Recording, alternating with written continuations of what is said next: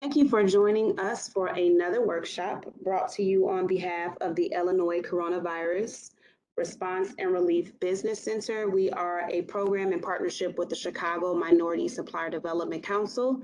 If you are not familiar with the council, they are responsible for getting minority businesses certified as MBEs and then support with getting them connected to private corporations who want to do business with MBEs. So if you're interested in doing business, doing procurement with larger corporations, I highly encourage you to get connected with the council, go through the certification process, and work with them to get those contracts that you're looking to do. The mission of ICRR, just to give you a little background, we're here to assist minority-owned businesses in urban and rural areas with understanding and taking advantage of resources and services being made available by our local, state, and federal government agencies. And so the way we are approaching this is through education and training provided by subject matter experts in the following areas. We look to make sure we're covering finance, supply chain, organizational development, technology, sales, legal, and human resources. Today is going to be focused on human resources, and we have our expert speaker, Mr. Brandon Pendleton. Brandon is a college professor at City Colleges of Chicago. He's an HR trainer and HR consultant. He has been immersed in the space of human resources for pretty much his whole career. And so he has the answers that you need as it relates to those people who are collateral for our businesses. So if you're not connected with Brandon, please make sure you get connected with him on LinkedIn. If you don't know me, I'm Christina Wynn. I'm a business consultant for this program. So if you have questions about the workshops we have or what we're doing in the future, please make sure to reach out to me at kwin@chicagomsdc.org. I also like to tell people I'm also a business owner. So when we bring in these speakers, I'm learning just like you are. So I'm making sure we're bringing in people who can really help with the development of your business. So you are prepared to get those opportunities for procurement, for scale, or whatever that looks like. So just know that we're in this together. Finally, if you want to contact the ICRR team or our director, Irma Lopez, please find us at icrr@chicagomsdc.org. And again, we are here to support you however we can. So as we transition into Brandon's presentation, I want to give you an opportunity to scan the QR code here. Please complete our intake form. This is how we stay connected to you. Make sure you are the first to know about the workshops. We're also doing networking events. We have one this evening, and it will be on the southwest side of the city. So these are things that we are looking to continue to do. So we need you to complete the intake form so we can stay connected with you and keep you connected to us. So that is it for me. I'm going to go ahead and pass it over to Brandon so that we can get into the content for today. All right. Thank you, Christina, so much. And welcome, everyone. I'm glad you're taking the time to listen to my presentation today. A little bit about me and my background to kind of expand on what Christina said. My name is Brandon Pendleton. I am a college professor at Harold Washington College. I teach primarily in the business department with a focus on business, organizational development, and the HR courses. In addition to that, I do some HR consulting and I do a lot of HR training. Prior to teaching, I spent 20 plus years in the corporate world as an HR professional. I've worked in a number of different industries, the automotive industry, financial services, retail, nonprofit, education, utility. So I've seen HR from a number of different perspectives, worked with companies that are small as 5 people and as large as, a couple of 100,000. So I understand all aspects of the subject and something that I've been doing for some time. One of the things I love to do with this program is kind of scale some of those big picture HR things down in ways that you'll be able to use it in your organizations. And in the past, I've done trainings on a lot of different topics: recruiting, management, leadership, those types of things. And the topic that I'm going to focus on today, which falls under that HR arena, is about critical thinking and accountability. One of the things that you learn when you're in the people business, as we like to say as HR professionals, is that a lot of the issues that are brought to us as HR professionals in a company, when we start to analyze it and research it and uncover it, a lot of times it comes down to 2 things. It comes down to an inability to critically think and be able to solve some kind of a problem in an organization. And one of the biggest issues we find, or one of the biggest underlying reasons for a lot of the issues with employees, is this whole thing about accountability. It's a buzzword that I'm sure you've heard a lot. Those of you that are watching this that are managers probably definitely know what I'm talking about. You know, accountability meaning holding people responsible for what it is they're supposed to do to move the organization forward.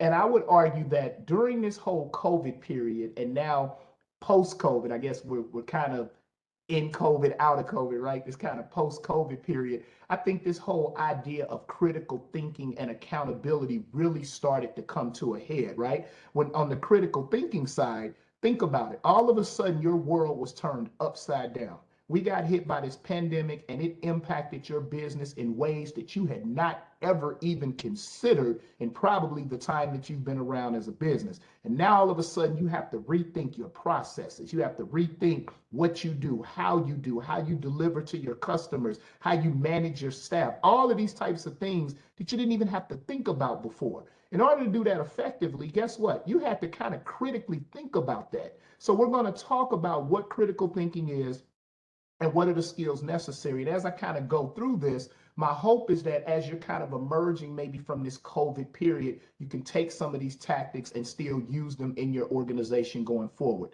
I would also argue that the COVID pandemic really brought this whole idea of accountability to the surface. Now, accountability has always been something in the workplace, okay, that we talk about. But I would argue that during this COVID thing, it really became critical. Why? Because you probably had situations where you were depending on employees in your organization to maybe do things they hadn't done before. You were depending on them to help you institute new ways and creativity of doing things. And this is a whole new arena for them. So this whole idea of accountability became paramount. So those are two critical factors that I think COVID has really put a spotlight on. And I want to take a moment today to kind of walk you through both of those, and hopefully you can utilize it in your business. So we're going to define, for example, what critical thinking is. I'm going to walk you through what are the skills necessary to do it. I'm going to give you a couple of exercises that you can do in your organizations to kind of hone these critical thinking skills and test them out. Then we're going to switch gears and I'm going to talk about accountability. Again, I'm going to talk about what it is exactly, why it's important. We're going to talk about both cultural accountability, meaning your organization, and personal accountability. And then I'm going to give you some tools, some actual practical things that you can do to improve accountability in your organization, okay? Not just in your organization, but also for yourself as well. So that's what we're going to talk about today. So let's go ahead and get started here. Let me bring up my presentation for you.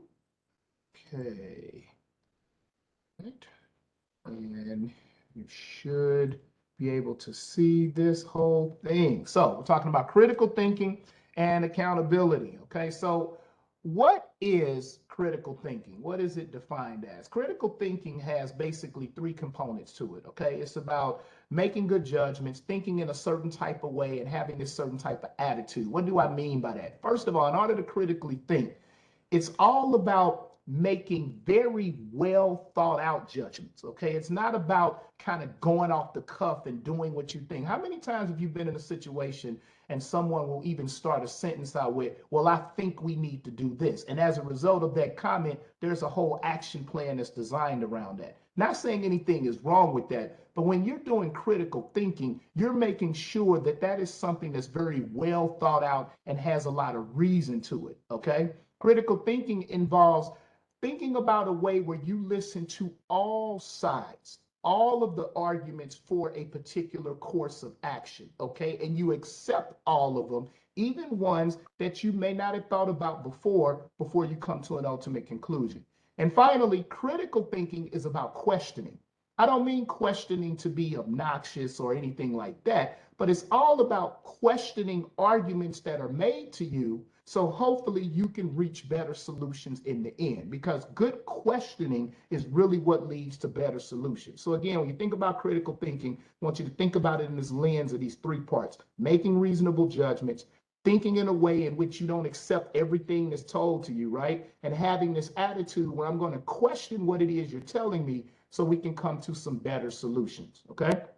What is it exactly? It means wanting to see what is the evidence that someone is bringing to the table to make a particular argument that they're making, okay? Critical thinking means I'm not just going to take your word for it, okay? It's not personal or anything, but I'm not just going to take your word for it. If you're going to bring something to the table and say this is a course of action that we need to take, I need to see how you arrived at that conclusion. I need to see what your evidence is. People who practice critical thinking skills typically ask questions, right? They may ask you, okay, you just said that. How exactly do you know that? Where is that coming from? Okay. They may ask you, okay, what I hear you saying, is that just based on how you feel? Or do you have some sort of empirical evidence to back that up, what you're talking about? Okay. Then another critical piece that critical thinkers ask is, are there any alternatives that we may have to think about if you're given new information? Meaning, okay, you've come to the table and you have this conclusion and you're saying this is what we need to do. But what if I present you with some new information, something that you hadn't thought about? If that happens, how does that change whatever possibility of action that we've come up with? So again, that's what critical thinking is. So there's a particular process that you go through. The first piece of this process, again, is getting the information. You can't start anything, you can't critically think about anything until you have all the information, right? What was going on with the COVID pandemic? We were trying to figure out what was going on. And as businesses, before you could even act, you needed all the information, right? Things like, okay, what is the CDC saying about this pandemic? What are the city policies? What is the health department saying? What are the rules? What are the policies? How long will it? You needed to know all of this before you could even remotely move forward. And you needed to get it from a number of different perspectives, okay? Once you have all of the information, the next part of the process is this kind of analyzation, right? You have to look at all of the evidence that you've been provided, and you have to evaluate and analyze each piece of it based on its merits. And the key there is you have to separate your opinion, okay, your opinion from the actual facts. You should be looking at just the facts, trying to stay away from bias and other things. And finally, once you've gathered the information, looked at it with an open mind, and looked at the facts, now you can make a decision. And the key word here is making an informed decision based on all of the information you receive. That's what the critical thinking process is all about. And in order to be successful in doing that, there are a number of skills that you need to be able to do. Basically, there are 5 specific skills. There's your analytical skills, communication, your creativity, your problem solving, your open-mindedness, and perspective. So we're going to kind of walk through each of those one by one so you can understand what I mean, okay? So what's the first skill required? Analytical skills, okay? Analytical skills mean basically the ability to be able to examine some piece of evidence or something that you have. That's literally what that means, okay? I'm given this piece of information.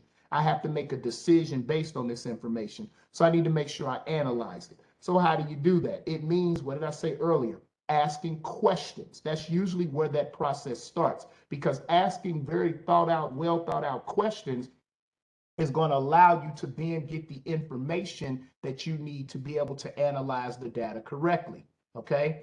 Asking questions about what you think you see, asking questions about what the outcome is, okay? Those types of things. Other skills required to be analytical is recognizing both differences and similarities in the information that is presented to you, okay? Another thing, being skeptical. But I want to make sure you understand the difference between healthy and unhealthy skepticism, okay?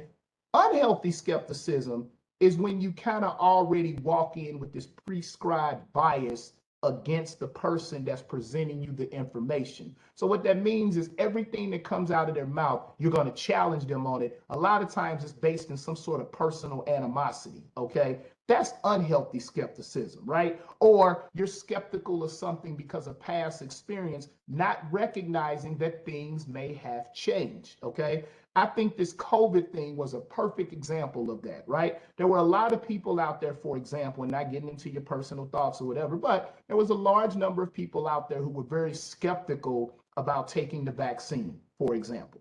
And their skepticism in some instances was unhealthy because they were saying things like, getting the vaccine with cell phone towers and all types of conspiracy type of stuff that, again, was not based in any type of empirical data. Now, there were other people out there who had what I would call healthy skepticism, right? Which was, using the COVID vaccine as an example, they were like, well, listen, it's not that maybe I don't want to get the vaccine, okay? I don't have any type of health issue that precludes it. But to me, it just seems like it was produced rather quickly. Typically, vaccines take a little longer to produce. I know that, things were moving fast. I have some more questions about it before I go forward. See the difference in tone there? The other one was coming from this kind of conspiracy, personal, other aspect. This one was coming from more of a, I have more questions. There's more information I need to be able to make an informed decision. That's a healthy skepticism. And again, in your critical thinking, that's a good skill to have. So your analytical skills, okay? It's basically saying I'm seeking all the facts before I can get the right answer. Next, communication. I mean, this is kind of cliche, but it's important, right? In order to be able to solve complex problems, you need to be able to share what you've come up with. And that requires a high level of communication skill. How do you develop that? Well, one, again, asking the right questions, using a collaborative approach. And one of the biggest things about communication is, how do you articulate and express your opinion? Okay. If you're in a critical thinking exercise with someone and you're trying to think through how you go about solving something, you need to be able to express your own position and your own side in a very solid way where people understand it. Okay. There's 5 steps. And when I teach organizational behavior, one of the things I teach are the 5 pieces of the communication process. Okay, there's the message, there's what they call encoding, then there's the channel, and then there's decoding and all this type of thing, right? And one of the things we talk about is communication is not effective if the person on the receiving end doesn't decode it and understand what it is you're saying. So the point is, in a critical thinking exercise, you need to make sure that when you're giving your evidence-based explanations on why you believe a certain course of action, that you're being solid and you're expressing the right ideas and opinions in a way that other people can understand it. Okay? Your creativity. Critical thinking revolves some sort of creativity. What that means is that as you're trying to solve a problem, you may need to step back from it and come up with a solution that no one thought of. And how do you do that? You typically do that with looking at different patterns in the information, things that other people may not have thought of before, okay? You can do that by doing a number of things, right? Having a level of curiosity leads to your creativity, okay? Because that also leads to asking good questions. Another thing that helps with your creativity is thinking outside of the box. A lot of times, especially in the business world, when we're trying to think about how to solve a problem, we have these kind of prescribed borders that our ideas sit in.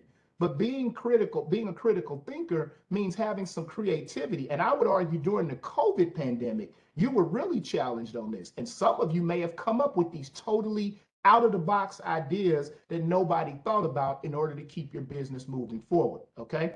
Another element of creativity is maybe making these kind of abstract connections. Sometimes you find that certain things go together that most people wouldn't think go together. This gets under that thinking outside of the box.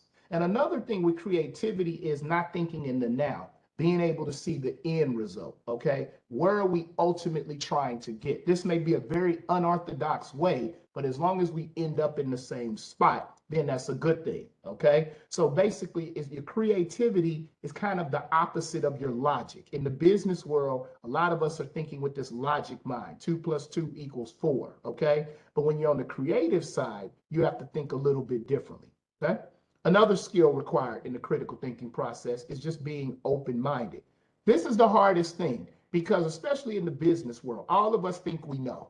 We think we know, especially if you're an experienced person, you think you know. So if you're going to be a critical thinker, you need to put all your judgments and assumptions to the side, okay? And you need to simply analyze the information you were given, okay? You need to be objective. Anyone that's ever sat on a jury before, this is what they tell you to do. They always say to you, make your decision based on the evidence presented. It's interesting. I'll share a personal story about this piece because it happened to me. you see these trials on TV, right? You see the OJ trial, and everyone has their opinion. He did it, he didn't do it, right? The young lady in Florida, I forgot her name. I think it was Casey Anthony, the one that well, I won't say she did it, but the one who had the little girl who was killed, and there were people like, I know she did, I know she didn't do it, right? A lot of our opinions were based on our own assumptions, our own biases, okay? But when I sat on a jury trial one time, and there was a gentleman there he was on trial for murder, the judge made it very clear to us. He was like, you need to make your decision on this person's guilt or innocence based just on the evidence that is presented to you, okay? Not what you think, okay? So again, he instructed us to do that. It's kind of the same thing here. When you're being open-minded, you're not making assumptions that you know. You're opening your mind up to receive other information from other things, just like you would want people to do with you. Okay, so embrace different perspectives. Make sure you're very humble. Make sure you're including all the stakeholders in the creative thinking process. Okay, and try to be objective in your analysis. When people are giving you information and you're asking those questions that we talked about, it's important that you try to keep that bias out of it and ask it just based strictly on the facts. Okay. And then your problem solving skills. Critical thinking involves analyzing a problem, coming up with a solution, and then finally, this is a part that a lot of people forget, assessing the success of the plan. Okay, so how do you do that? You got to pay attention to detail. That's the key. In order to be able to generate an effective solution and then analyze it after it, you got to pay attention to the details. You got to make sure when you're solving a problem that you're being collaborative, and your final decisions that you make are based on what we've been sitting here talking about. Okay, thorough critical thinking on each piece of the information you've been given to then move forward with a solution. All right. So let me this is an exercise that you can do that's a little fun to kind of test that critical thinking thing. And when I say looking at everyone's perspective, right? You can put this diagram up and you can ask people, which one of these doesn't belong? Now, the answer to that question is going to depend on different people's perspective. And it's not that they're necessarily wrong, right? Some people may say, well, I don't think the I belongs, right? Because in their logic, they're going, well, you got A, B, C, so logically it would be D. Totally makes sense to them, right? Other people may look at this same identical diagram and say, well, in my mind, the B doesn't belong because the other three, okay, are lowercase letters and this is an uppercase letter. So that one doesn't belong, right? I mean, there are a number of things that you can come up with to try to figure out which doesn't belong. I've even done this exercise before, and someone told me, well, what doesn't belong is the cross in the middle, because the other four things are letters, and this thing right here is some sort of a symbol that doesn't belong. Again, it's their perspective on how they're looking at the picture. So I think you see the point I'm making. Critical thinking, again, one element of it is getting perspectives from everyone before you come up with the solution. And how we look at this diagram is based on our own assumptions, our own biases as to what we think is right. So this is just an exercise that you can do in your organization that'll help. Here's another one that tests that. Some of you may have seen this before, right? When you look at this diagram, what do you see? Some people look at this diagram and they see a young woman. Some people look at this diagram and they see an old woman, right? So what about the young woman? Some people look at this diagram and if you see a young woman, what do you see? This is the side of her face. Looks like she's looking away. This is her nose. This is her jawline right here. This is her hair, right? She's looking kind of away if you see a young woman. Other people look at this same diagram and say, no, I see an old woman. How would you see an old woman? Well, if it's an old woman, here's her mouth, here's her nose, here's her eye. She's kind of looking over here to the side. This is like a bonnet that she has on her head or whatever the case may be. And she's wearing this kind of fur coat, right? That's how you can see it if it's that way. So again, who's right and who's wrong? It just depends on perspective. And again, that's a good critical thinking exercise you can do in your organization. Okay, that whole perspective piece. Critical thinkers actively try to see the situation, not just from theirs, but from other people's point of view as well, okay? by assessing whether all positions of an issue, so whether you're for it, you're against it, or you're in between, you got to make sure they're all represented if you're going to do a proper critical thinking exercise. We refer to this as the 360-degree approach, meaning that you're analyzing a situation from all different viewpoints, including those that might be total opposite of yours, okay? So this is kind of how it looks if you kind of laid it out as a diagram, right? There's a particular issue. Now you have the easy ones, right? One person who's on this side pro the issue, and the other person who's on the other side, they are totally against the issue. They are polar opposites. But then you also have people who might be kind of in the middle, right? They agree some of what you're saying on the pro side, some of the anti side, and vice versa. So again, when you're doing the critical thinking, your goal is to make sure that you're analyzing this from everybody's viewpoint to then come up with a proper solution for the issue. So here's an exercise that you can do in your organization to kind of bring all this and test it out. I call it Taco Tuesday, okay? It's a critical thinking class exercise that you can do. So let me give you a moment to kind of read this. This is about putting up a business in a small town. I give you a few seconds to kind of read the scenario here.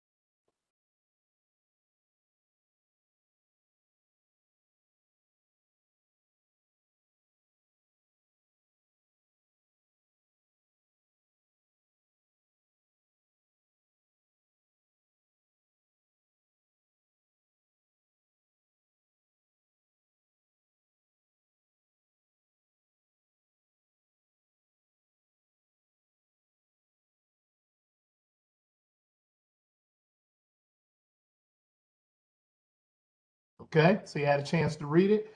So what's the scenario here? You're in this small town, right? Unemployment is high, not a lot of job opportunities.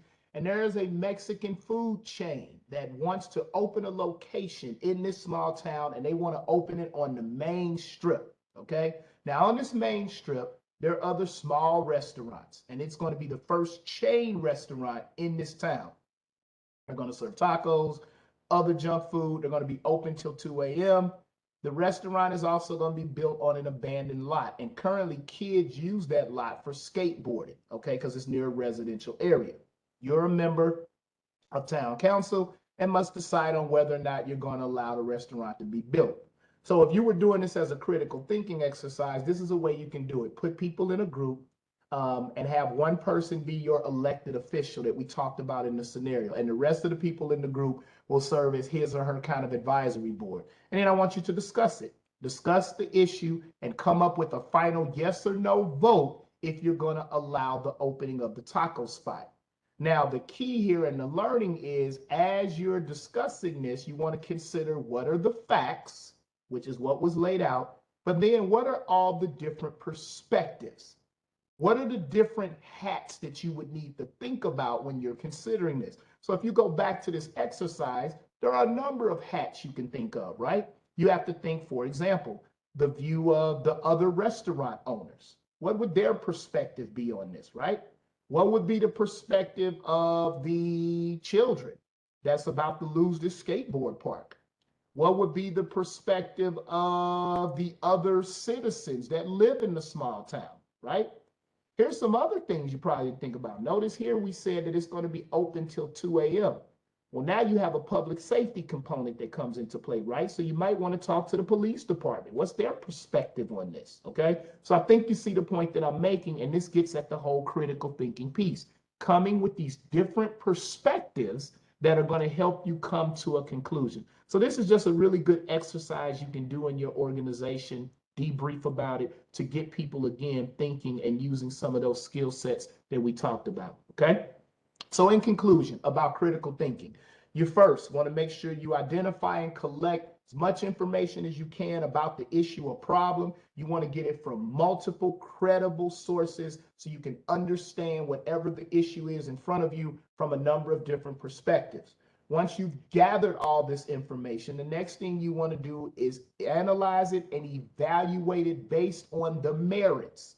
And as you evaluate it, you want to make sure you're keeping an open mind, separating facts from opinions, okay? Next, once you've done that, you want to now sit down and make an informed decision based on all the information that you receive.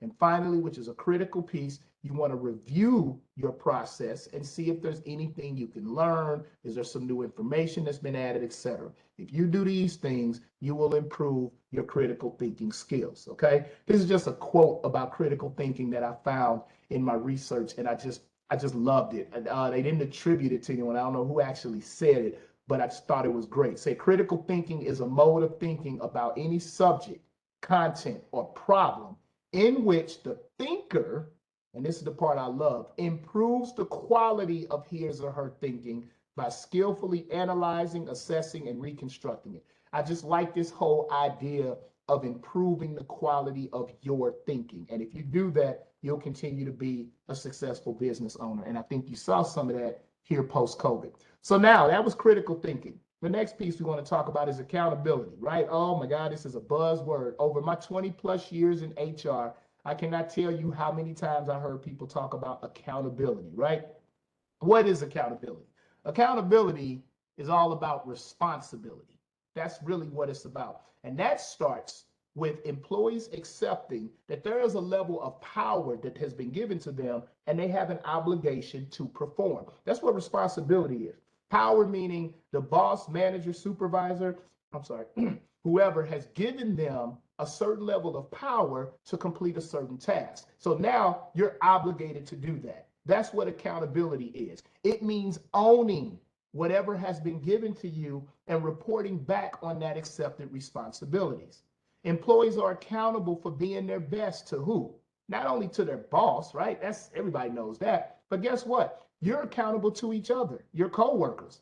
You're accountable to your customers. You're accountable to possible investors in your company. So accountability is kind of this all-encompassing process. Now, why is it important? Well, first you need to understand accountability is a choice. At the end of the day, you can't make someone be accountable. It's a personal choice. So when you make a choice to be accountable for your performance, you see all of the benefits of that for an organization. Things like improved performance, not only for you, but the performance of the organization. Improve quality of your work. And finally, improve customer satisfaction. By customer, I don't necessarily mean the end product of whatever business you work for. A customer could be your coworker or some other department in your organization. But this accountability thing is important because once you make this choice that you're going to be accountable, you start to see improvements across the board. Now, one of the things that I train a lot about is organizations creating this environment of accountability. Because we can say we want to be accountable all we want to, but the key is, do you have an environment where people are accountable? And by that, what I mean is it's an organization where all of the employees that work for you display this high level of, here's the key word, ownership for thinking and acting in a certain way, okay? And when we talk about a culture of accountability, what do we mean by that? We're saying, look, each person in the organization has a high degree of commitment to the organization, okay? They voluntarily assume responsibility for things. One of the things that they do, they measure their own progress and they're constantly proactively reporting their progress. One of the things about being accountable is if you're really accountable, at any point in time, somebody should be able to ask you about what you're doing and you should be able to regurgitate that on the spot. People that are accountable are always looking for ways to grow and improve. And people that are accountable tend to ask things like, what more can I do? How can I make this better? Okay. So what drives this whole kind of culture? What are the things that an organization can do, you as a small business, to drive this culture of accountability? So remember, I said first, it starts with the choice. But people need to understand that if they work for your organization, there is an expectation that this choice of accountability is what you're going to do. And what you can do as an organization is make sure you're very clear about what the goals are, okay? You're giving maybe some sort of incentives for people to do what they need to do. This one is critical. A lot of feedback on progress, letting people know how they're doing, okay? You as a supervisor, are you walking the talk? You may say you're holding other people accountable, but are you doing it yourself? And then finally, your organizational culture. That's the type of thing that's going to lead to how other peers behave, etc. So the point is there are a number of things here that you can do in your organization to try to create this kind of culture of accountability. Now, how does it look personally? Okay, this is a personal kind of accountability model. Kind of want to walk you through this. What's interesting about this model is look at the differences here, right? If you notice, there's a difference between what we call the victim mentality and the accountability mentality. Two different things. When you look at the victim mentality, these are the types of things that you see. Victim mentalities in an organization are people that are always coming from the perspective that things are happening to them.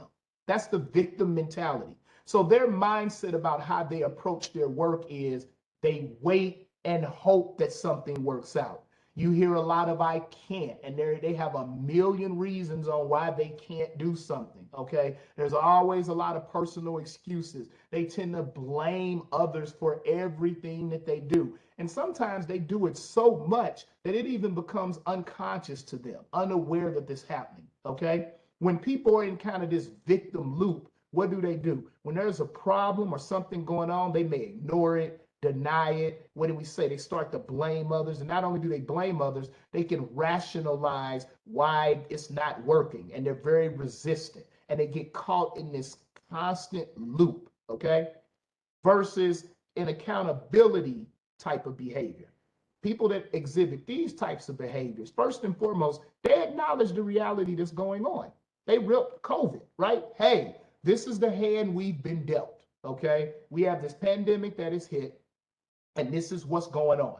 So instead of them instantly starting off with what they can't do and blaming other people and all this kind of stuff, they acknowledge it is what it is and they embrace it. Now, once they've done that, they start looking for solutions and they try to make it happen. As opposed to, again, the victim mentality, start off with blaming everybody else, coming up with excuses, talking about what they can't do, and then waiting and hoping. And what's their loop look like? Hey, they recognize, hey, this is what's going on. This is the hand we've been dealt. Let me own it, okay? If I need to forgive people about it, so be it. Keep it moving. They examine what's my part in this, learn, and then they take action. So I think you can clearly see what the differences is. And in your differences are, I'm sorry. And in your organization, you want to try to make sure you're creating these accountable behaviors so the people in your organization are caught up in an accountability loop instead of a victim loop. Very different, okay? So how do you build this culture? Okay, I just said, well, you want to build a culture of accountability. How do you do it? There's 4 ways, okay? First, communication. Communication is a key thing, and it needs to feel sincere. One way you build accountability, especially those of you that are managers, is that you talk to people. And it doesn't always have to be this formal meeting, come in my office and let's discuss this. No, it can be informal, but the key is it's sincere. You are sincerely asking them about their progress. You're sincerely asking them if they need additional resources. You're sincerely checking up on them to make sure not only are they progressing in whatever it is they're accountable for, but how are they doing also? And you want to look for opportunities to try to engage people. So if you start doing these types of things, you start building that trust between you and people in the organization, which leads to the next thing, that trust, right? That's the foundation of any work relationship. One of the things that builds that and builds this accountability is focusing on the deliverables instead of the task. See, sometimes we get too caught up in how you went about doing things versus did you deliver what you ultimately were responsible for? So if you want to have this culture of accountability, you need to focus on, was it delivered what it was you asked for? Make sure you're very clear about what your expectations are so people know what it is they're supposed to be doing. And finally, you want to lead by example, right? If you want to have this culture of accountability, you have to be walking the talk as well, okay? Remember, trust, but you want to verify, meaning that if you're in a management position, you do want to do the occasional spot check to kind of make sure things are going well. The other 2 things, your structure, and empower it. What do I mean by structure? This is the formal part, okay? Review it. Take a look at your org chart. Take a look at your reporting relationships, and you may have to adjust it. Maybe one of the ways you build this accountability is this person doesn't have to report to this person. They should be reporting to someone else. The other thing you want to do, hold scheduled meetings. Okay, if you do this, great. That gives everyone an opportunity to let everyone else know what they're working on, where they are in the process, what they need, and when it will be delivered. Okay, and that's how people hold each other accountable. And finally, empowerment. You got to give people the latitude and the tools they need to do what they need to do. This goes back to trust, okay? Look for opportunities where you can delegate authority to somebody or responsibility. If you're delegating responsibility to me, what you're telling me is you trust me. And if you trust me, that's going to make me be more accountable, okay? Encourage proactive problem solving. Okay, all of what we just talked about, that critical thinking process, encourage that. Encourage them to look at all perspectives. Encourage them to gather as much evidence as possible and to analyze it and make a sound decision based on sound logic and data and those types of things. Okay, challenge your employees to do that. And then here's another thing, which is huge, that I think a lot of businesses don't do this, overlook. Do people in your organization understand the big picture? Let them understand where their work and their role fit in whatever business strategy you're trying to do. That also helps accountability, because if I understand now that me doing this particular assignment or job or whatever it is I have to do, once I now understand how that fits in the bigger picture, it's going to make me more accountable. It's going to make me want to get it done because I recognize if I don't do my piece, how this affects the whole. So again, these are 4 ways that you can start to build that culture of accountability, okay? Now, how can you improve accountability in more of a practical way? I'm going to walk through these 5 things, okay? Having the difficult discussion with somebody, addressing the performance, and considering employees' feelings, setting goals, and following through. This is more so if you manage people, okay? People that report to you. These are ways that you can improve their accountability. So what's the first thing? The difficult discussion, right? Somebody's not doing what they're supposed to do. You need to hold them accountable. Here's some things that you can do as a manager. First, focus on the performance, not the person. See, too many times in these discussions, we get caught up in the person and what we think about them. No, you need to walk into this discussion with the assumption that most people generally want to do a good job and they're not trying to mess up or be difficult on purpose. Of course, yes, they're outliers, but we're speaking in general. So you have to approach it from that standpoint. The next thing you have to do, understand why they did what they did. There may be a reason. And remember earlier when I was talking about building that trust, you build that trust with them if you start the conversation by trying to understand, okay, you did A, B, and C, and I don't quite understand why you took that action. Talk to me. Help me understand what your thinking and your thought process was. Because if you do that, one, it comes off to the employee like, okay, you're listening to me and you have an interest in why I did what I did. Okay. And then the next thing, it may actually make sense to you and you may find some sort of a breakdown in your system, something that's not going right that now has been brought to your attention. So again, try to seek to understand. And then make sure, remember that whole big picture thing I said when I said share the business strategy? Make sure that they understand how their lack of performance or whatever it is they didn't do impacts the whole, okay? So that's the first thing. The next thing you have to do, if there is poor performance, address it ASAP. Don't let it drag on. Don't wait for weeks and months before you say anything. Address it ASAP and do it one-on-one. Don't do it in front of people because that's how you destroy that trust, okay? Again, find out what was behind. That's only what, I'm sorry for that little typo. But find out oh no, it's not, it's right. Find out the why behind the performance. Again, what's going on here? Maybe they need more training. Maybe they were unclear on exactly what it is you wanted from them. So you have to try to understand why are you seeing this poor performance. Now, if you're dealing with an employee who has been consistently performing at a bad level, you're moving past talking. Now you need to start writing things down. But the bigger picture is addressing the performance ASAP. Okay. Next, think about their feelings. I mean, they're your employee, but they're still people too. So you can be kind, but you can be candid. See, sometimes it ain't what you say, as you know, it's how you say it. We say this in our personal lives, right? So we should have that same mentality in the workplace. You can be very candid, but you don't have to be a you know what about it. Be kind. And then try to find the root cause of the problem. Why is this going on? Why does this seem to keep happening up? This is a perfect opportunity for you to build trust, because if you come off to your employee like, okay, I'm trying to help you find out what's the root cause of this, they're going to be more open to you. Okay.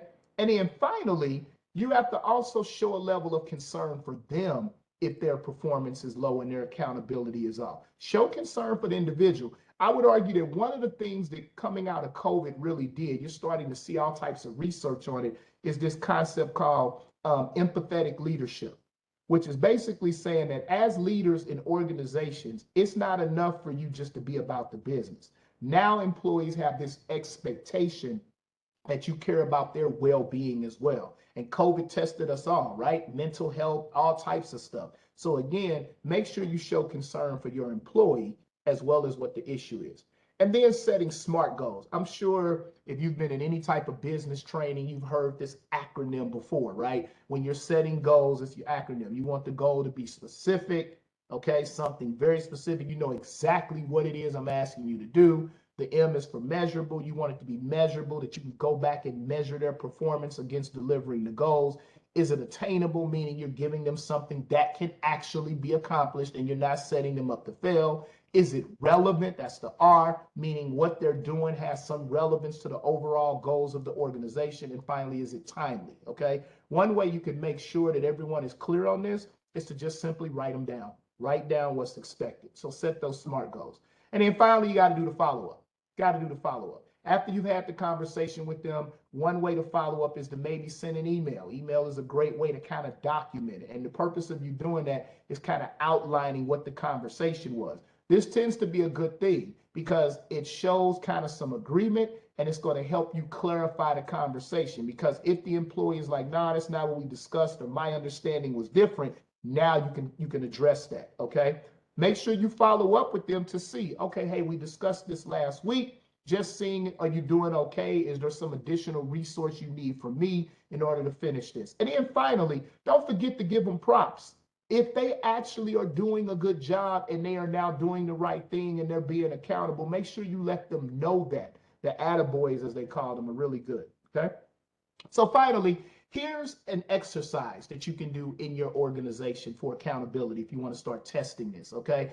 Have your managers think about an employee that they have on their staff or who works for them that's having some sort of accountability issues, okay? Tell them, have your manager develop an outline for that discussion, right? Using those 5 steps that I just talked about. So kind of develop this outline and then have them do a role play. Act like they're talking to that individual, and then you give them feedback on how they did, and then you reverse. So this is a really good exercise for you to practice, you know, at the management level with other managers in your organization, so you can start getting in this habit of talking with people and holding them accountable, okay?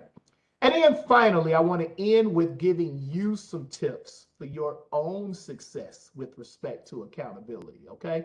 One way to hold yourself accountable is set micro goals for yourself. I know we know the big picture, but sometimes set micro goals, okay? I'll give you a simplistic example to outline this. Fitness, right?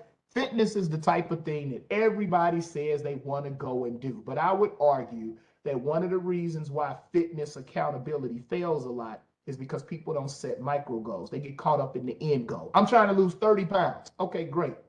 But now let's back that up. What's a micro goal? You can say, you know what? My goal is to get to the gym at least 2 times this upcoming week, at least 2 or 3 times. That's your goal. And that's all you focus on, right? So if you do that, and now you continue to do that, you'll ultimately get to the bigger goal of losing weight, but you set these little micro goals for yourself to get there, and make sure deadlines become a priority. Here's another thing. Old school to-do lists. In Stephen Covey's book, The 7 Habits of Highly Effective People, one of his habits, he said, people that are effective and good leaders, they put first things first. What he means by that is prioritizing. And the way you prioritize is by laying out what it is you have to do in what order. That can help you stay accountable to yourself, okay? Here's another thing. Let the buck stop with you. Don't pass it on. Tell people here's how you go about doing something and let them know if that doesn't work or something doesn't work out, come back and talk to me. It's my responsibility. You start getting in the habit of doing that, you'll start to become more accountable. Here's another one, a big one. Guess what? You can only do one thing at a time. I know a lot of us are busy and you're juggling a lot of balls in the air, but you need to start focusing on doing one thing at a time. That goes back to this thing about making the to-do list. If you do the heavy lift on the front end and lay out in order and priority what you have to do, now you're able to do this. You can focus on one task at a time, because the more you concentrate on one task, guess what? Believe it or not, the quicker it gets done and you can move on to something else. Another thing, complete the circle. When you're doing a project, make sure you understand it from start to finish. Don't leave things out there, because that's just going to lead to you not being able to focus and finish things because you got too many balls in the air. Here's another thing for accountability. Understand the chain of accountability. What do I mean by that? If you're reporting to your boss, you need to understand who your boss reports to, because that's going to help you be accountable. So let's say there's an assignment let's say it's a report that you have to do, but you know that this report that you're doing, your boss is going to take that report and give that information to their boss. Well, when you understand how that works, that's going to make sure you're saying, okay, let me make sure I get this report to my boss maybe a day before I'm supposed to, because I know he or she needs time to review it before they take it to their boss. So when you understand that chain, it helps keep you accountable, okay? Make sure you're keeping your work error-free. And then finally, seek feedback. And here's another thing, reward yourself. It's a silly thing, but I think it's good. When there's a project that you hit the deadline on, or you finished it before the deadline, and you got something off your plate that was really important, celebrate, reward yourself. Go get yourself a Starbucks. Go get yourself an expensive lunch, or whatever the case may be. But it's okay to give yourself some props about getting something done, okay? So that is all I have. Hopefully, I was able to give you guys some really good tips on critical thinking and a critical thinking model to look at. And then I was also able to give you guys some really good information on accountability, what it is, why it's important, and ways to build not only a culture of accountability in your organization, but how you can, as managers, improve the accountability of your employees. So thank you for taking the time. I am now going to turn it back over to Christina to maybe wrap us up. And I'm sure maybe we will see each other again here in the near future. Thank you so much. Thank you so much, Brandon. Thank you all for tuning in. Like I mentioned earlier, make sure to connect with Brandon on LinkedIn. The different recordings that he's done so far, he's done about 5 of them focused on HR. They will all be shared on our YouTube page. So please make sure, again, to connect with us so that you can just continue to access the resources that we are providing for you. So we look forward to seeing you all next time.